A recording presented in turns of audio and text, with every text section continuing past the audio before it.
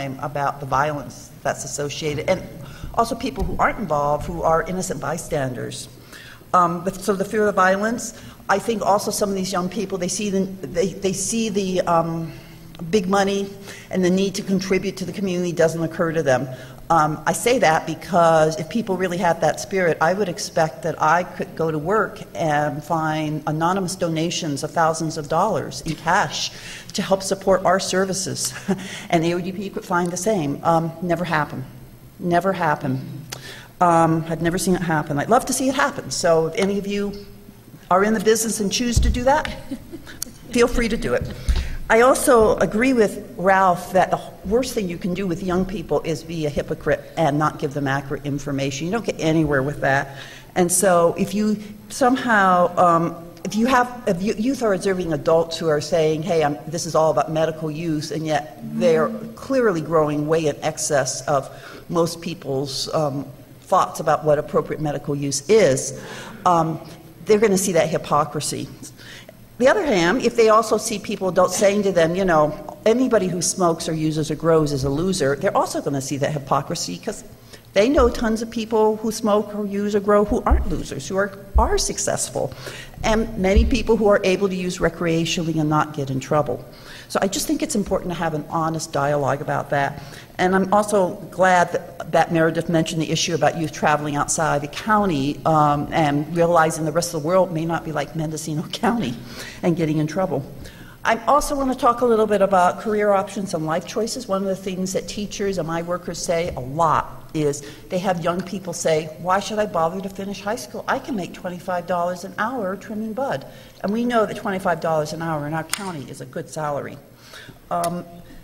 So that's a challenge. And while I do believe there may be some medical justification for young people with attention deficit disorder based on what I've heard so far, that it may help their memory and their concentration. I think for most young people, marijuana, my generation, was certainly not known for its ability to help you remember things. And I don't believe that the current high-potency marijuana probably is different with that. So what happens? Your memory is so how do you get an education if you smoke a joint before going to school, during your lunch break, after school, before you go to bed, which is not uncommon from the stories that we hear from young people. How do you remember anything? Do you pass the exit exam? Even if you manage to get a diploma, if you want to go to college to learn something, and I'm certainly not saying everybody who smokes, you know, can't be successful. I know plenty of people who are straight A students and done well professionally and smoked, and sometimes even smoked heavy, but I'm saying that for some people, they can't. So what happens, though, if you look at us as a community and you think about the challenges of not getting an appropriate education either where you don't finish high school or you just finish but you're really not prepared to go on to any other kind of vocational training or college training. And then the other question around career and job work that I raise is, what if the profit motive was gone? What if something happened where it was either legalized or decriminalized in some way in which the big profit motives was gone? There, where would you be? Do you really think people are going to pay $25 an hour for you to trim bud if the big profit motives are gone? I think it's going to be more like what you get paid to go harvest grapes in the wine industry. So what do you do then if that's what you're counting on as your future career? Dr. Wandry, are you close to wrapping up? I am very close to wrapping up. Very good. Thank you. Mr. Wagonette. I also wanted to say that we do a variety of services, and I also want to thank the sheriff and the district attorney because some of the asset forfeiture money you heard Meredith talk about does go to help support some of the services that we do. So what are the current trends? If they continue, these are the things I'm concerned about: an undereducated workforce with limited skills and a lack of commitment to contribute to the community. I think we've already seen this, families not wanting to move here because they don't want to bring up their kids here because of our reputation. And youth, I've had young people say to me, I came back here from college, I started to work here, decided I didn't want to stay because everybody in my age, or most of the people I know, are involved in growing, and I don't want to do that. So young people that we really need in the county moving away because they don't want to be part of that culture. I also think one of the effects is that we're probably going to learn even more about how to work around marijuana abuse issues in the particular climate of a county with social norms that support the use of marijuana. Thank you.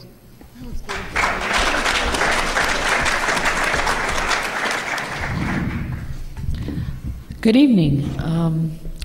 I'm Jill Temkin, and I supervise adolescent treatment programs for Mendocino County, and we have programs in a variety of schools in a variety of areas in the county. And so I'm going to talk about what we see in the treatment programs and the intervention programs that we do. That's where my information comes from. And you've heard a lot of information already tonight, statistics, and people have talked a lot about the impact on the community and a lot about the loss of opportunities, the loss, if young people get caught and arrested, the loss of freedom, loss of choices. So rather than me sitting here giving you more statistics, what I'd like to do is show you something it's a digital story that in our summer program a youth did in his own words with his own images to just describe his experience where he starts out using marijuana, and in this particular case he moves into using a lot of other drugs. And it is not the case that every single person that uses marijuana uses other drugs. However, I'd say 95% of the kids we see that do use other drugs started with marijuana. Pardon me? Yes. So hopefully this will work. So I think that story illustrates what everybody's been talking about tonight. I mean, it's just sort of one of those things where he touched on every one of the subjects. And, the other piece that, excuse me, that hasn't really been touched on yet, it's been touched on somewhat, the economics of the situation, but the family, if there is an addiction to marijuana or to any drug actually, and the child or the youth enters the system, meaning is arrested and goes to juvenile hall, there's a cost to the family. And the costs start to add up in terms of if they need to retain legal counsel, sorry, I don't know how close or far to be, if more treatment is needed, if residential treatment is needed. So, economics also play into this. There's obviously loss of trust in the family. In every way, the individual, the family, and the community is impacted. And I don't know that I have to say much more about that, but we do see, like I said, 95% of the students we see report using marijuana. It's very much acceptable in the county and, not in the county, in the community, and is seen sort of as some of the kids feel like it's the family business they're going to be passed down, like maybe a shoe store or furniture store used to be. So I think that's all I need to say. Thanks. Let's thank our Youth and Schools panel here, folks. Could I add one more thing? Because I just looked down and saw what I forgot to say. Thanks. You may have the last word. I just want to talk about what either treatment or a concerned adult or anybody that really takes an interest in somebody that's been using, what they can provide. And besides being there and creating a relationship, many times the youth get in trouble in school. They're in trouble all over the place, and they're on probation, and their big life goal becomes to get off probation or to earn the trust back of their family. And what treatment or an interested adult can do is to help them work to restore that trust, to restore their self-esteem, to help kind of heal the fracture in the family. And really offer a path so that there's some forgiveness that could happen, that the family can try to understand about what the youth was going through, and that the youth can also forgive themselves and maybe some of what's gone on in their family as well. So thank you. Can I say one more thing?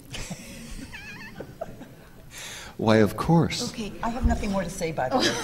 Well, I just thought of a few years back, AODP contracted with Leslie Rich here in Willits, and they did a performance. What was the name of that performance? It had to do with young people and alcohol and other drugs. It was something about driving.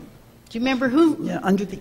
No. Anyway, Yeah. but so they had, it was high school students in there. It had several vignettes, depending on what drug it was, and what was really symbolic to me is when the curtain opened for the vignette on marijuana, the kids were sitting in a row like us, and they were all wearing blinders.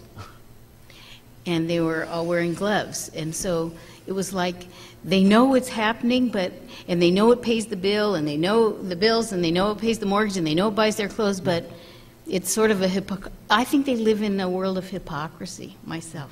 So I just wanted to share that. Well, this panel has certainly done a lot to take the blinders and the gloves off. Thank you. Thank you very much. Now, we hope that you have been writing down your questions. We know that a bunch of them are being collected in the back there, and we're curious to find out what has arisen in people's minds as these panels have made their presentations. And following this fourth and final panel, we will have a question and answer period through the moderator for the purposes of efficiency. And our last panel is an environmental panel, and we're going to look at some environmental impacts through the eyes and through the lenses of Mr. Jim Harrison, who works for Mendocino County Environmental Health and is very often involved in cleaning up various grows and meth labs. I don't know what all he cleans up, but he cleans up dang near everything in the county that he runs into. And he has some very interesting perspectives, and I do believe a small PowerPoint, do you, on that? Yes. And the gentleman to his right, which is your left, is Mr. Tony Liniger. Now, he is the Assistant Agricultural Commissioner, and our regular speaker, Mr. Dave Bankston, is out of town today, and Tony has been in his office for a number of years. And the Ag Commissioner, to me, is one of the most interesting people in the discussions of marijuana. He's the guy, Ted Erickson, in 1976 or so? 79. 79, I knew that was close. But anyway, the Ag Commissioner then, for the first time, put in the crop report what he thought the value of the crop was, the marijuana crop. Which one advances? Which was exciting, and also he was chastised for it. And so it went back and forth that way, and our Ag Commissioner, Dave Bankston, did the same thing at a different time.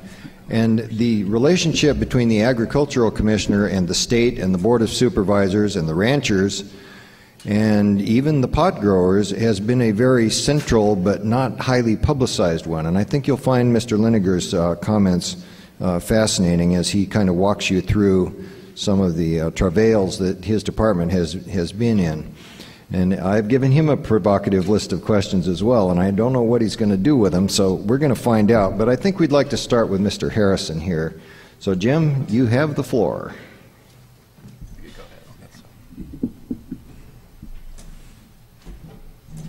I am Jim Harrison. I work for Mendocino County Environmental Health. I run the county's hazmat team, so we do respond to all kinds of incidents, overturned trucks, big rigs, tankers, that kind of thing. Actually, probably the most common thing I do is pick up batteries and waste oil on the side of the road. Seems like every wide spot is a dump nowadays, so I do a lot of that kind of stuff. But we're interested in the marijuana issue tonight. I want to say that what you're going to see are a lot of indoor marijuana grows, and what I concentrate on, what we do most of our work on, are big commercial grows. We're not talking about mom and pop here. We're talking about people that are damaging the environment and making a lot of money.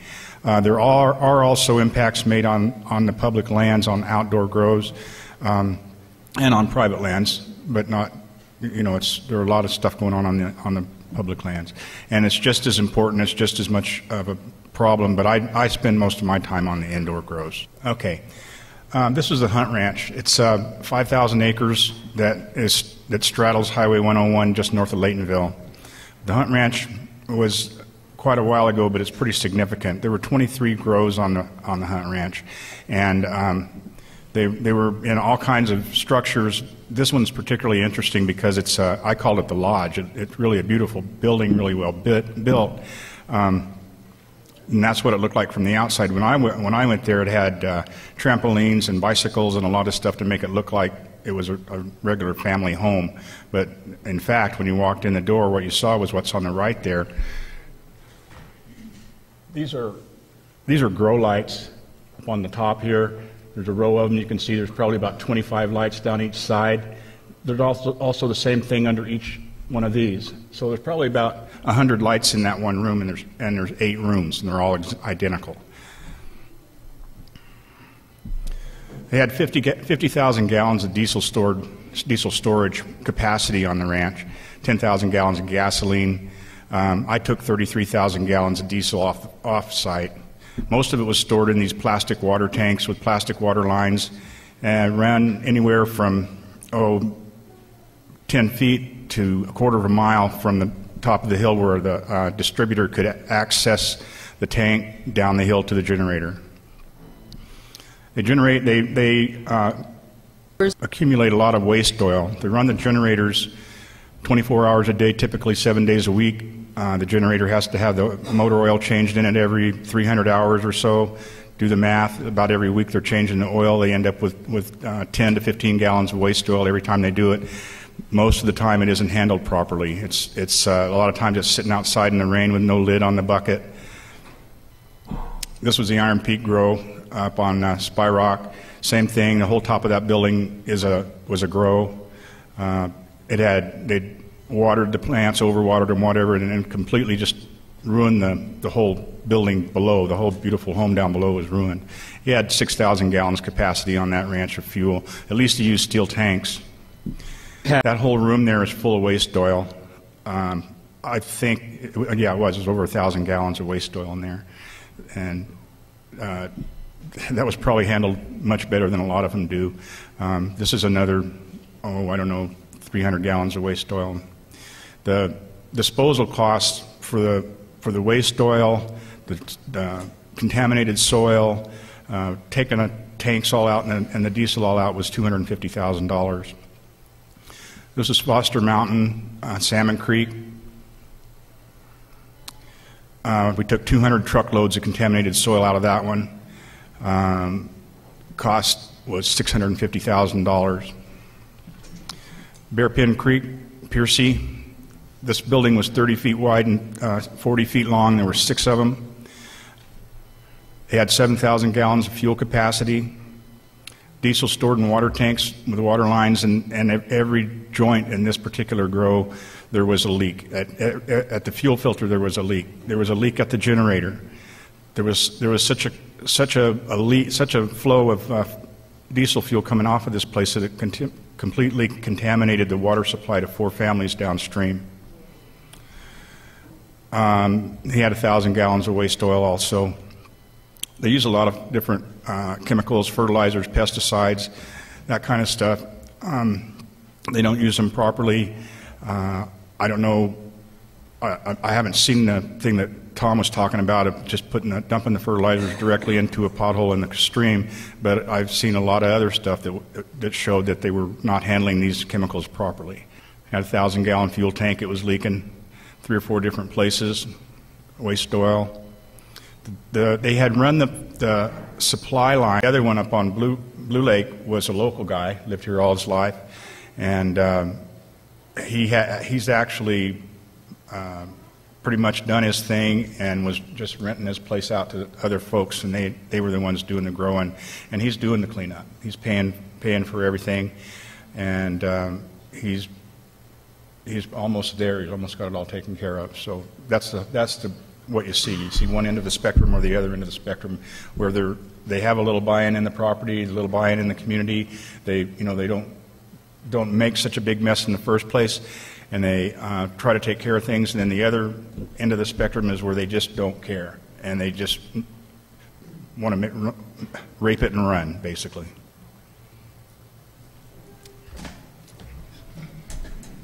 Okay, I guess I'll just jump right in. My name is Tony Linegar. I'm the Assistant Agricultural Commissioner for Mendocino County.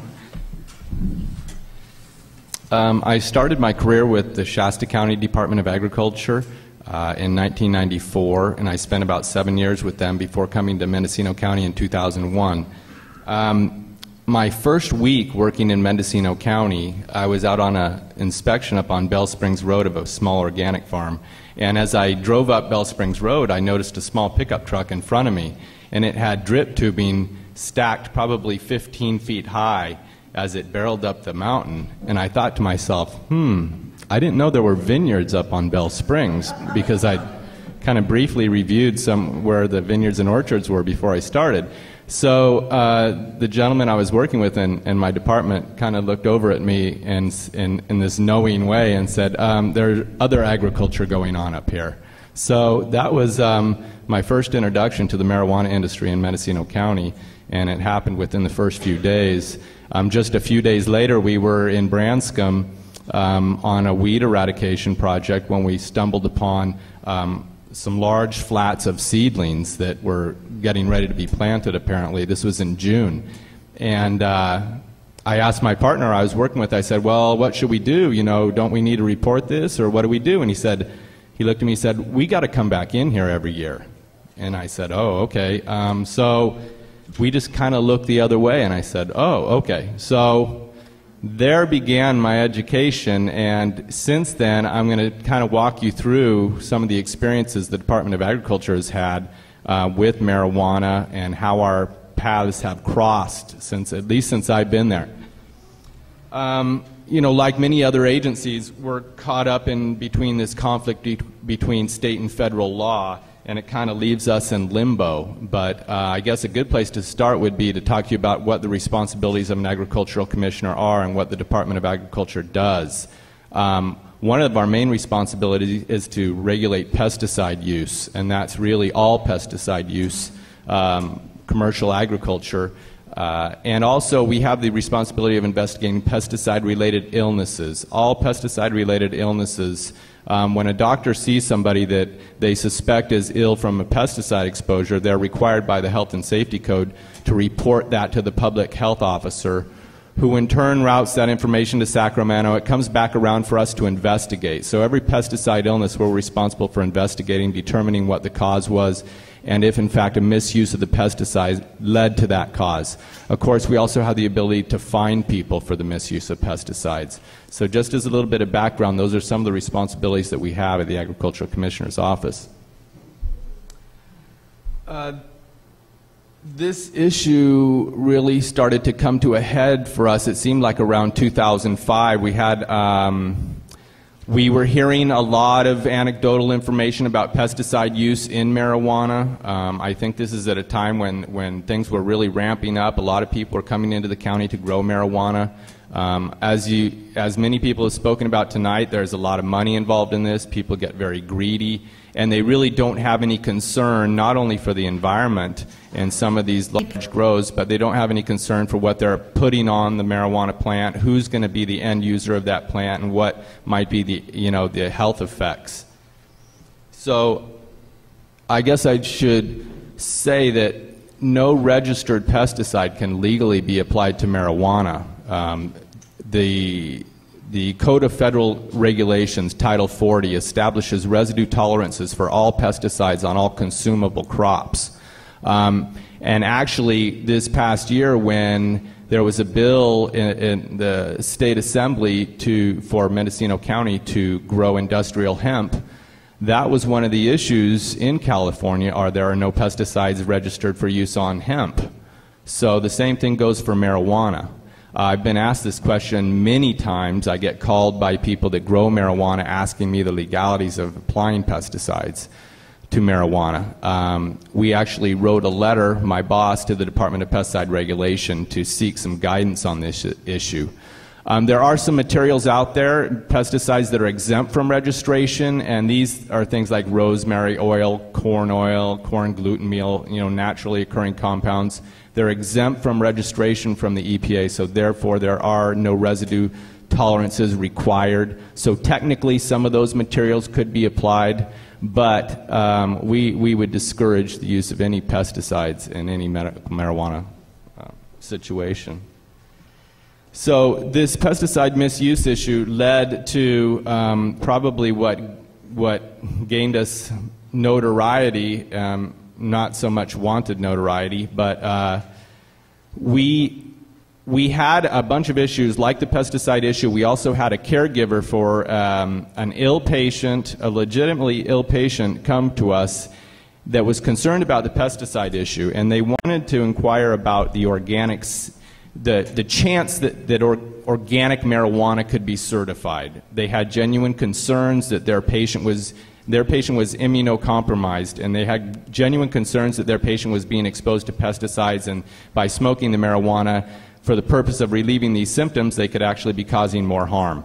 Well, they kind of caught us flat-footed. We'd never been asked that question before. We are responsible for registering organic crops in the county, grapes, pears, and otherwise. So as all these questions began to mount up in terms of the conflict between state and federal law and what exactly our role was with this underground agricultural industry, is what it boils down to. It's a complete agricultural industry that's underground. So we had to clarify what our role was, where our authority stopped and started, and so my boss wrote a letter to the California Department of Food and Agriculture kind of going through what the litany of problems that this presented. I'll try to cover all the bases, but just as an aside, we are also the sealer of weights and measures. So that issue had come up too. This was back when we had several dispensaries in the county. We are required to test and seal all scales and measuring devices over which commercial transactions take place. We were being asked to test scales at clinics. And so we had this big, my boss, David Bengston, wrote a letter to the Director of Food and Agriculture with this long litany of questions. What do we do with these scales? What about the pesticide use issue? What about the organic status? So I actually brought I believe I have it here. Dear Mr. Bengston, I read your January 21st, 2005 letter concerning marijuana grown in your county as a crop, pursuant to Proposition 215, asking for this department's advice as to the proper regulation, organic certification, and registration of the product and its stock. This department, and you as our agent, do not certify, register, etc. illegal activities. Either growing or sale of marijuana violates federal law, even the growth of one marijuana plant, and that is a federal issue, not one within the purview of this department or you. And that was signed by CDFA's chief counsel. So although it was a rather brief and terse response, we were somewhat satisfied that it was black and white. And from that point forward, it was pretty much hands-off for our department in terms of organic status and some of these other issues that had come up. That doesn't change the fact, though, that we still have the responsibility for regulating pesticide use. Any misuse of pesticides still falls under our authority, whether it's on marijuana, corn, grapes, pears, it doesn't matter. And we still have the authority and responsibility of investigating these pesticide illnesses. But in terms of the organic status and so forth, that we were told basically to keep our hands off. And one thing you'll note with many of these agencies is they're dependent on federal funding, so they're really hesitant to get involved in a situation they think that could threaten their funding sources. So I have a lot more history here about how we've crossed paths with marijuana. A couple of just, we have, as Jim talked about, a lot of these grows, they occur on agricultural land. So we've had a situation, I had a timber company have an extremely large grow on their property several years in a row. I know the sheriff's office, I believe it was last year, busted that. It was way up on Sherwood Road. There were 40,000 plants on this timberland property. They had tapped into a lot of the streams and tributaries on the property and were pumping water. I actually had a call from the forester because his crews have to go out, and they're the ones that are pulling a lot of these plants out. And it got to the point where it was a huge labor cost for him. So he actually wanted to spray the plants when they were in their juvenile stage because they were in their timber production area. And so I had to ask the Department of Pesticide Regulation, what about spraying these plants out? It will save them hundreds of hours of manual labor. And so that they were given the green light on that. But there is a problem with these operations encroaching on ag property. There's also been, I know, at least 1 or 2 operations that have been associated with vineyard operations, where they've actually found implements from the vineyard in the grow. Whether or not, this was something that the workers were doing on the side, I don't know. That's probably, the sheriff could probably better answer those questions. So one of the issues that I see is with farm planting stock, all nursery stock, as it's called, is required to be inspected and found free of pests. So when a farmer plants his crop, he's starting with a clean crop. One of the things that hasn't been mentioned here is there's a big underground nursery industry here. All these plants, generally they're not started from seed anymore, they're started from cuttings. So that in and of itself is a big industry, is providing the plants to a lot of these growers. Well, in commercial agriculture, these wholesale nursery stock is inspected so that when it's planted in the farm field, it's clean, and therefore there's not a lot of pest problems to have to deal with.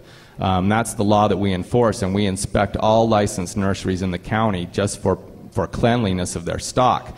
But that sort of a system doesn't exist with marijuana, and I think that's part of the problem is you have people selling these plants. A lot of times they're already infested in the small stages with mites or mildew or what have you. And whenever you put these sort of plants in